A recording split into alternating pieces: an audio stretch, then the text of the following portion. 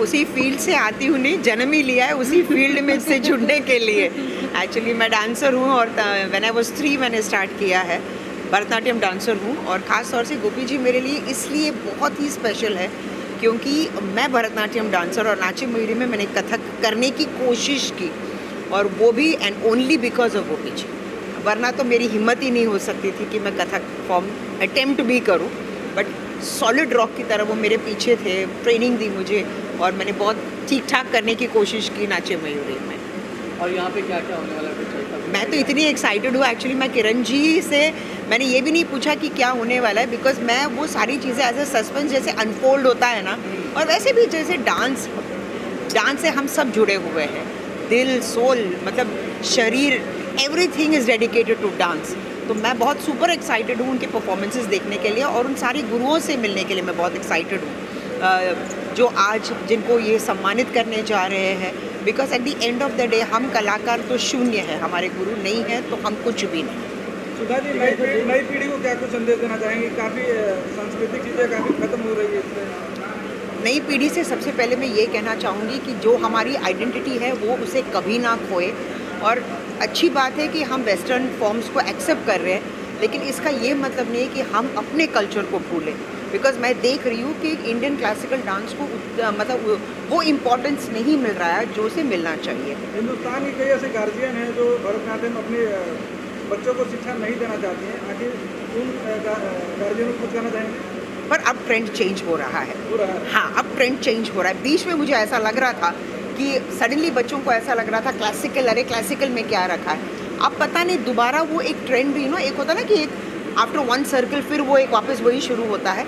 अब बच्चे क्लासिकल सीखना चाहते हैं, माँ बाप ये चाहते हैं कि बच्चे क्लासिकल सीखे, तो ये एक बहुत अच्छा ट्रेंड शुरू हो रहा है। इंस्टाग्राम रील्स का ज़माना है और ज़्यादातर क्लासिकल में देखा जाए तो बॉलीवुड के थीम को लोग ज़्यादा कॉपी करते हैं। इस तरह के कुछ होना चाहिए?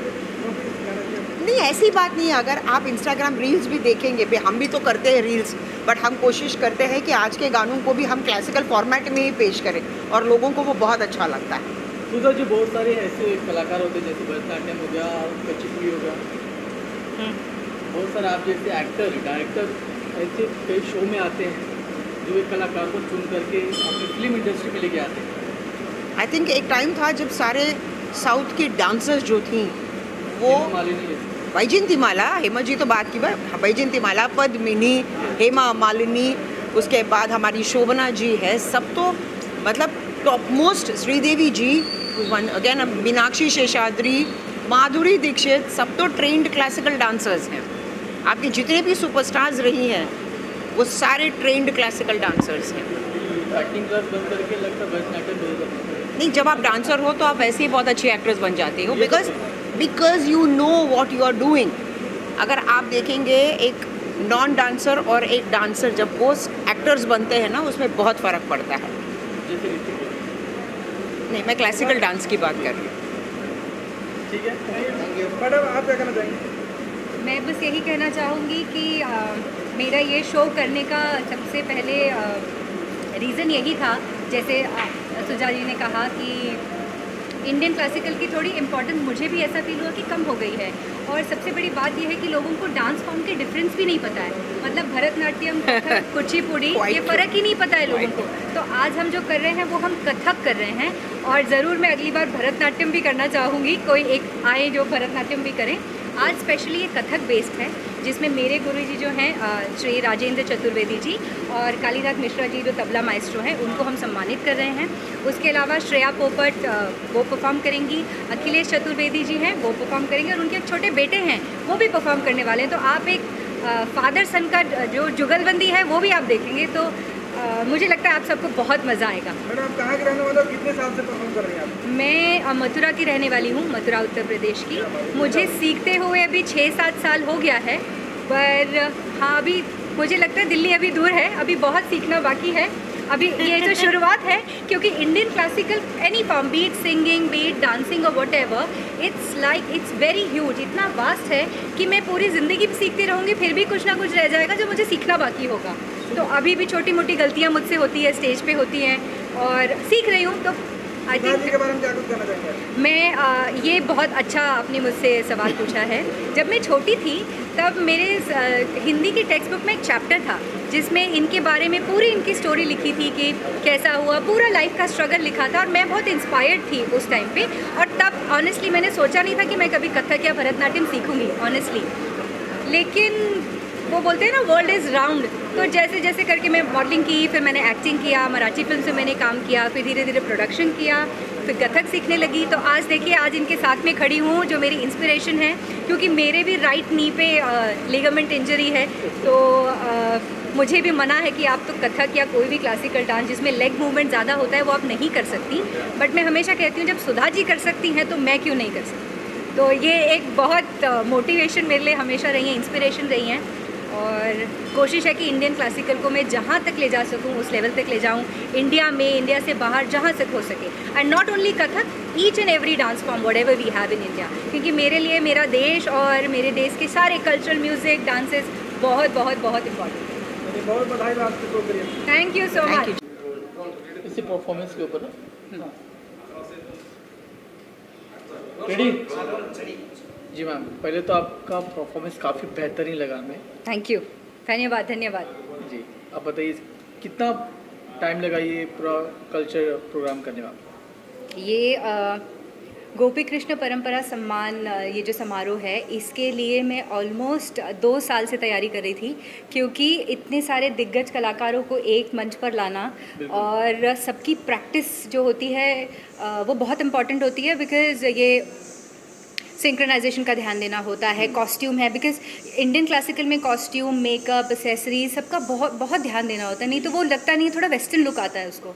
तो सब चीज़ प्लान करते करते हमें 2 साल लगा। इतने सारे कलाकार हैं, गुरुजन हैं, सबको एक जगह पे लाना थोड़ा डिफ़िकल्ट हुआ, लेकिन 2 साल लगा है मुझे करने में। और आज जिस तरह से मैं सब देख रही हूँ, मुझे लगता है ये जो मैंने एक्सपेक्ट किया था उससे बहुत बहुत बहुत अच्छा हो रहा है। तो थैंक यू सभी लोगों का, मेरी पूरी टीम का, सभी कलाकारों का, और जितने प्रेक्षक आए हैं देखने के लिए उन सब का।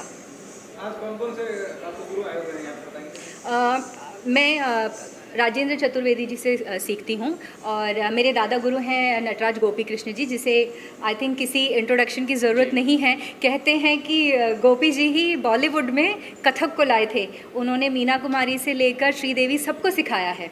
तो नटेश्वर भवन में मैं सीखती हूँ राजेंद्र चतुर्वेदी जी से, और हम यहाँ पर कालीनाथ मिश्रा जी और मेरे गुरु राजेंद्र चतुर्वेदी जी को आज सम्मानित कर रहे हैं, बिकॉज़ उनका कंट्रीब्यूशन कथक और इंडियन क्लासिकल म्यूज़िक के लिए बहुत बड़ा है।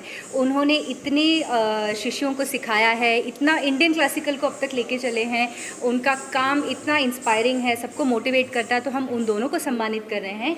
उनके अलावा श्रेया पोपट, अखिलेश चतुर्वेदी जी और उनके बेटे प्रांजल चतुर्वेदी जी परफॉर्म कर रहे हैं sir. Next government program of India कितना सपोर्ट करती है इस तरह के कार्यक्रम? क्या sorry government of India, ministry of culture कितना सपोर्ट करती है इस तरह के कार्यक्रम करने के लिए? मुझे लगता है ये इसका जवाब देना बहुत आसान है मेरे लिए, बिकॉज़ जो हमारी अभी की गवर्नमेंट है वो इंडियन क्लासिकल को और मेड इन इंडिया, ये जो भी इंडियन चीज़ें हैं उनको बहुत सपोर्ट करती है। और हाँ, लेकिन एक बात का ज़रूर ध्यान देना होता है कि जब हम इंडियन क्लासिकल कोई भी चीज़ करते हैं तो उसकी ऑथेंटिसिटी मेंटेन रहनी चाहिए, उसमें कुछ मिलावट नहीं आनी चाहिए। नो डाउट कि हम वेस्टर्न कल्चर को या वेस्टर्न डांस फॉर्म्स को, आर्ट को उतना ही प्रमोट करते हैं, लेकिन when it comes to Indian cultural performances, I think it has to be real authentic, और सब चीज़ बिल्कुल हर चीज़ में भारतीयता की खुशबू आनी चाहिए। और हाँ, गवर्नमेंट ऑफ इंडिया इसको बहुत ज़्यादा सपोर्ट करती है, and I would like to say thank you to the ministry of culture, जिन्होंने मुझे ये मौका दिया कि मैं उनके साथ ये प्रोग्राम कर सकूं। और मैं चाहती हूं कि हमेशा गवर्नमेंट ऑफ इंडिया हम जैसे जितने भी हम छोटे कलाकार हैं, छोटी छोटी जगह से आते हैं, हमको ऐसे ही सपोर्ट करें, तो हम इंडियन क्लासिकल फॉर्म्स को बहुत ऊंचे लेवल तक लेके जा सकेंगे। आपके जो मुख्य अतिथि है, कितना उनसे आप सीखे हैं, तो उनका बताएं। सुधा चंद्रन जी के बारे में मेरा जो इंस्पिरेशन है वो अभी का नहीं है, वो बचपन का है। जब मैं स्कूल में थी तो आप सबको पता होगा, हम सबकी CBSE में बाल भारती की एक बुक होती है हिंदी में, तो उसमें सुधा चंद्रन जी की स्टोरी थी कि वो कब से सीख रही थी। फिर वो जब 16 साल की थी तो उनका एक्सीडेंट हो गया, उनके राइट फुट को वो एक प्रोस्थेटिक लेग है उनका, और वो 3 साल के गैप के बाद उन्होंने 3 साल तक ये कोशिश की कि मैं इसी प्रोस्थेटिक लेग से प्रैक्टिस की, सीखा, और उन्होंने डांस को नहीं छोड़ा। तो बोलते हैं ना, वो छोटी जो बच्ची होती है उसके लिए एक बहुत इंस्पिरेशन की बात होती है कि अरे ऐसे कैसे हो सकता है, बिकॉज छोटा बच्चा ये सोचता है कि यार प्रोस्थेटिक लेग, मेरे लिए उस टाइम पे वो लकड़ी का पैर था, प्रोस्थेटिक तो अब समझा है मुझे, ये लकड़ी के पैर से अगर वो डांस कर सकती है तो ये कितनी बड़ी बात है। तो वो सबके लिए इंस्पिरेशन है और उनका काम बहुत अच्छा है। उनकी मूवीज़ जो भी हैं जिनमें उन्होंने क्लासिकल भरतनाट्यम किया है, कथक भी उन्होंने ट्राई किया है, वो भी मुझे बहुत इंस्पायर करता है। और अभी वो इतने सीरियल्स में काम करती हैं, बहुत बड़ी कलाकार हैं, तो वो तो सबके लिए ही इंस्पिरेशन है। और specially when it comes to Indian classical dance forms, she has a special place in everyone's heart. कोई आपकी फिल्म या टीवी सीरियल कोई रिलीज हुआ है? नहीं, अभी तक तो नहीं हुआ है। मैं कोशिश कर रही हूँ कि थोड़ा इंडियन क्लासिकल को थोड़ा एक उसमें थोड़ा एक अच्छा काम कर लूँ, फिर कुछ और ट्राई भी करेंगे। बॉलीवुड में कोई फेवरेट एक्ट्रेस आपकी? मेरी फेवरेट एक्ट्रेस मुझे मीना कुमारी जी बहुत अच्छी लगती हैं और मुझे स्मिता पाटिल जी का काम बहुत पसंद आया है। तो मैं सोचती हूँ, मैं एक्टिंग भी करती हूँ, मैंने 6 मराठी मूवीज़ में काम किया है, but it's been a long time. तो मैं हमेशा सोचती हूँ कि अगर मेरे पास कोई काम आए तो स्मिता पाटिल टाइप का, या शबाना आज़मी जी जो स्क्रिप्ट्स करती थी, जैसे मंडी मूवी है, या उस टाइप का जो कॉन्सेप्ट होता है, वैसा कुछ मेरे पास आए तो मैं ज़रूर कोशिश करूँगी। और हाँ, अब मेरी इच्छा ये है कि कथक बेस्ड कोई कुछ प्रोजेक्ट हो तो मैं ज़रूर करना चाहूँगी। आज के परिधान जो किसने आपको सजाया है, परिधान किसका है, मेकअप किसका है? ऐसे आसानी से बताऊं तो ये हमने खुद ही सोचा है। वाइट भोलेनाथ का कलर होता है और मैं महादेव की भक्त हूँ, तो मैंने सफ़ेद रंग इसीलिए चूज़ किया।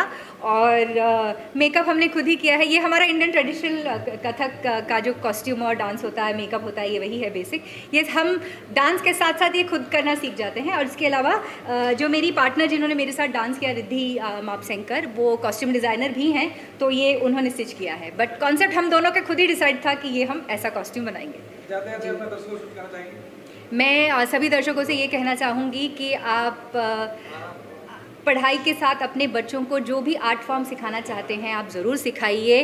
वेस्टर्न तो आप डेफिनेटली सिखाइए, कोई इशू नहीं है उसमें, लेकिन वेस्टर्न के साथ साथ अपने बच्चों को इंडियन कल्चर डांस फॉर्म्स या म्यूज़िक, सितार बजाना हो, हारमोनियम बजाना हो, तबला बजाना हो, कथक सीखना हो, भरतनाट्यम, कुचिपुड़ी, उड़िया, जो भी है वो इंडियन क्लासिकल फॉर्म्स को आप ज़रूर ध्यान में रखिए, बिकॉज़ हमारी पहचान भारतीय होने में है। वेस्टर्न तो हम अडॉप्ट करते ही हैं, नो प्रॉब्लम, बट आप इंडियन क्लासिकल को बिल्कुल नीचे छोड़ के, आगे पीछे भाग के वेस्टर्न कल्चर और सब जगह मत भागिए। आप इंडियन क्लासिकल फॉर्म्स को साथ लेके चलिए, वो हमारे लिए बहुत बहुत बहुत इम्पॉर्टेंट है।